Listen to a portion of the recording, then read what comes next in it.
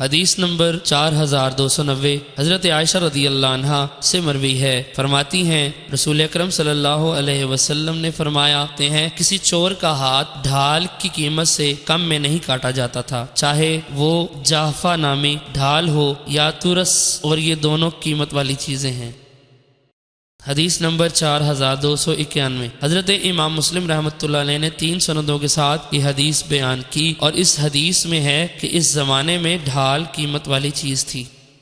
حدیث نمبر 4292 حضرت ابن عمر رضی اللہ عنہ بیان کرتے ہیں کہ رسول اکرم صلی اللہ علیہ وآلہ وسلم نے ایک چور کا ہاتھ ایک ڈھال کی چوری پر کاٹا، اور اس ڈھال کی قیمت 3 درہم تھی۔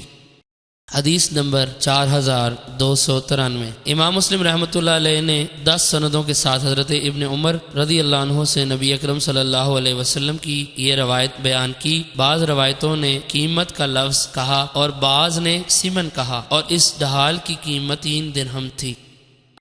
حدیث نمبر 4294 حضرت ابو ہریرہ رضی اللہ عنہ سے مروی ہے، فرماتے ہیں رسول اکرم صلی اللہ علیہ وسلم نے فرمایا اللہ تعالیٰ چور پر لعنت فرماتے، اور ایک بیضہ انڈا چراتا ہے تو اس کا ہاتھ کاٹا جاتا ہے، اور ایک رسی چراتا ہے تو اس کا ہاتھ کاٹا جاتا ہے۔